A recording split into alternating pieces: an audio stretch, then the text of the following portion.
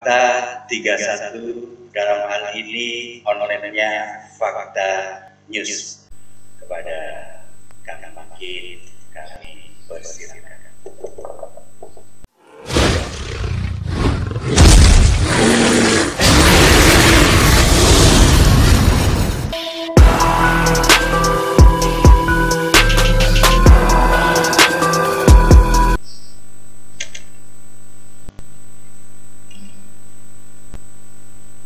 Assalamualaikum warahmatullahi wabarakatuh. Selamat pagi, salam sejahtera untuk kita semua. Pertama-tama, marilah kita panjatkan rasa syukur kehadirat Tuhan Yang Maha Esa karena berkat rahmat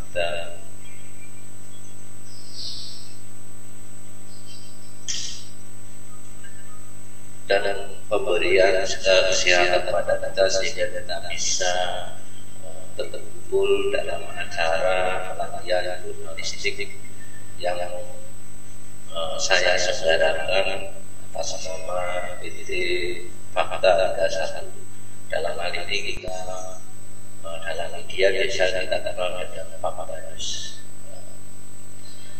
Untuk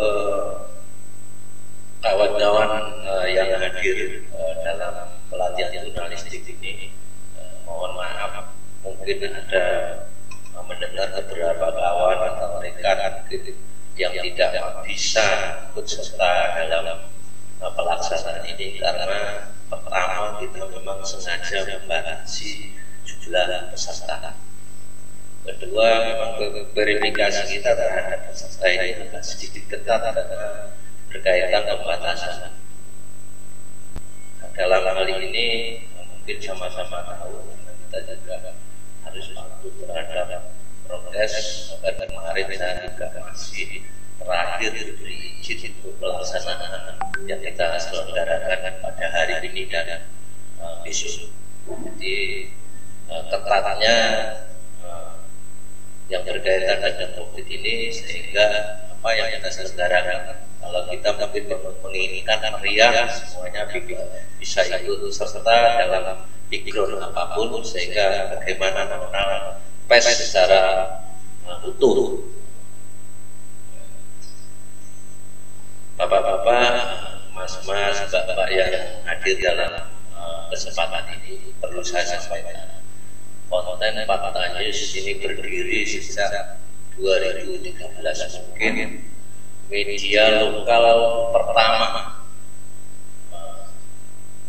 yang ada di Banyuwangi dalam rangka menangkap dinamika yang sedang berjalan di negara kita ini. Jadi mungkin kalau untuk media online kita mungkin yang tertua di Banyuwangi daripada media-media yang lain. Setelah itu mungkin beberapa tahun kemudian dan kemarin ada kawan-kawan yang senior yang mengikuti jejak saya untuk ikut meramaikan dinamika informasi di Banyuwangi. Namun demikian, walaupun Fakta News ini berkedudukan di Banyuwangi, sebenarnya kita sudah menasional. Kita banyak biru-biru pada saat itu dan bahkan saat ini yang belum saya nyatakan secara terbuka di media, mungkin di online itu sebenarnya kita sudah ada hampir 24 biru di seluruh provinsi yang ada di Indonesia. Nah, pengembangan inilah yang membuat saya selaku pimpinan dari Fakta News untuk menyelenggarakan agenda pelatihan jurnalis. Jadi ke depan mungkin kawan-kawan mendengar bagaimana PES saat ini, bagaimana wartawan saat ini. Kadang-kadang kita mendengar hal-hal yang hanya negatifnya daripada positifnya. Kenapa? Dinamika keterbukaan memang membuka ruang-ruang untuk pihak-pihak yang menunggangi bagaimana PES mereka membahas, utamanya wartawan. Kalau PES itu kan secara umum perusahaan, utamanya wartawan yang di lapangan yang sulit diawasi, yang dikontrol oleh bosnya atau perusahaan. Jadi yang kontrol akhirnya masyarakat, sementara masyarakat sendiri adalah objek dari itu. Apalagi masyarakat yang punya masalah atau lembaga-lembaga yang disitulah ruang-ruang yang banyak dimanfaatkan oleh orang-orang yang mengatasnamakan wartawan. Bahkan sudah punya identitas wartawan kadang-kadang. Dalam hal ini, dengan adanya pelatihan ini, saya berharap nanti di antara peserta dari pelatihan ini bisa mengambil bagaimana sebenarnya pers, utamanya wartawan. Dunia wartawan itu sebagainya. Oh, saya pernah ikut pelatihan dalam pers seperti ini loh. Misalkan ada oknum-oknum yang mengatasnamakan wartawan. Saya katakan oknum karena wartawan tidak seperti itu. Wartawan itu adalah menggali sebuah informasi yang nanti dijurnalisasikan sebagai sebuah karya. Dalam hal dinamika yang sekarang berkembang, utamanya di dunia elektronik, banyaklah informasi yang melalui Facebook, Twitter, mungkin YouTube dan lain sebagainya. Itu terus mengikuti perkembangan dinamika di masyarakat. Jadi kadang-kadang ada media online, kadang-kadang ada sumber informasi dari orang atau lembaga. Dalam konteks media itu kita bisa dinilai sebuah karya jurnalistik kalau memenuhi syarat dari jurnalistik itu sendiri.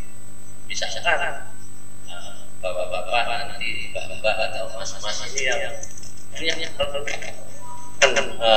jurnalistik, tapi tidak di dalam lembaga pers, itu bisa diartikan sebuah karya personal atau karya lembaga, tidak dalam kerangka pers, tidak ada yang kaitannya dengan hasil karya pers. Dia berdiri sendiri, mempunyai konsekuensi sendiri baik sosial maupun hukum. Mungkin mungkin di televisi atau mungkin di lingkup Banyuwangi ada seseorang yang mungkin dilaporkan tentang undang-undang ini. Karena tulisannya mungkin di medsos atau mungkin di grup umumnya di grup mungkin videonya mungkin. Karena apa? Mereka memang rawan terhadap konsekuensi dari perilaku itu menjadi sebuah persoalan hukum kalau ada pihak yang tidak terima dengan apa yang mereka sampaikan. Jadi tidak ada perlindungan dalam hukum terhadap apa yang mereka sampaikan, baik itu melalui visual maupun melalui tulisan. Nah, dalam hal ini pers lah yang memang punya karya, pers lah yang memang dilindungi mengacu pada Undang-Undang Pers tahun 99 nomor 40. Jadi karya pribadi seseorang baik visual maupun tulisan itu tidak bisa di dalam sebuah kerangka yang dinilai sebuah karya jurnalistik yang harus dilindungi sebagai sebuah kebebasan. Tidak bisa secara otomatis seperti ini. Karena pada dinamika informasi itu ada memang tatanan negara, salah satunya adalah lewat pintu pers. Dalam lingkup pers itu belum memunculkan sebuah hasil sebuah isu maupun tulisan itu memang banyak kajian yang harus ditempuh, salah satunya kode etik jurnalistik 5W1 dasar jurnalis. Jadi dalam hal ini saya 2 hari lalu saya didatangi oleh seseorang, Pak, saya mau dilakukan karena saya WA terhadap seseorang. Saya katakan bisa kalau membuat orang itu tersinggung. Nah ini kan sudah era kebebasan tidak seperti itu. Kalau nanti saya mau berangkat ada telepon, karena dia mengkritik sebuah institusi. Ini persoalannya pribadi, tidak dalam sebuah kerangka dinamika kebebasan yang utuh, mungkin karena dirugikan atau bagaimana terhadap itu. Dari situlah kehadiran pers. Jadi sumber-sumber yang mestinya harus disampaikan mungkin melalui pers atau surat resmi kepada negara itu bisa diwadahi informasi itu melalui pers. Pers nanti mengkaji, pers nanti yang mengonfirmasi semuanya menjadi sebuah hasil karya yang berimbang. Dalam konteks permasalahan pers secara umumnya kalau kita lihat di televisi masalah-masalah konflik yang berkaitan dengan sekarang ada kritik, mungkin ada yang fitnah, mungkin bicara kebencian dan lain sebagainya. Tapi dalam sebuah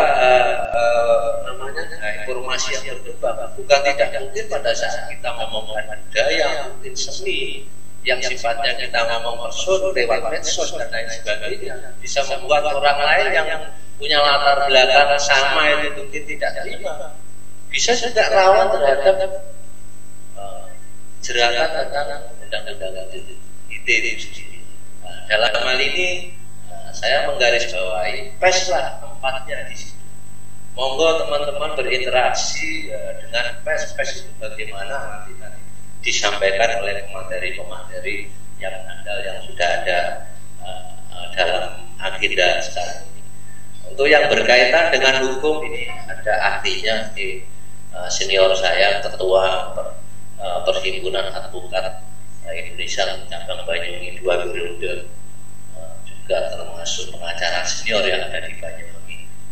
Nanti mungkin bisa menyampaikan bagaimana pers dalam kerangka hukumnya terhadap perlindungannya, terhadap interaksinya.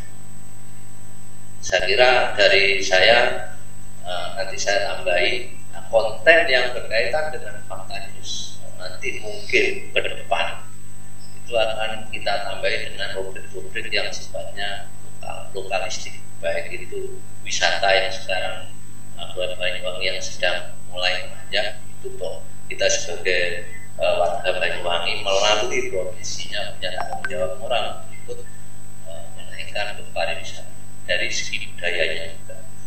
Nah, dalam banyak hal kalau mungkin fakta umumnya orang mengenalnya media hukum, ya memang saya ada di dalamnya hampir 30 tahun di fakta, mulai dari masalah fakta dan lain sebagainya. Dan juga sempat ditawari tipu dan lain sebagainya. Tapi kalau kita brand fakta memang melekat di masyarakat pembaca, baik muda maupun tua, baik kalangan swasta maupun lembaga pemerintah, itu memang media hukum. Tapi pada saat saya harus memegang penanggung jawaban dengan pers secara umum berbrand fakta news, saya buka ini adalah media yang sifatnya umum. Kita bisa di situ ada rubrik hukum, ada rubrik politik, ada sosial, budaya, dan semuanya. Sejauh kita bisa menampung di situ, kita akan implementasikan. Dan insya Allah dari kawan-kawan yang hadir sebagai peserta yang memang mohon maaf sekali lagi itu saya memverifikasinya agak ketat, itu adalah harapan saya menjadi bagian fakta news depan yang berminat atau memang perusahaan melihat potensinya bisa ikut serta dalam pengembangan fakta news. Saya kira dari saya sementara itu Mas akhiri saja. Assalamualaikum warahmatullahi wabarakatuh.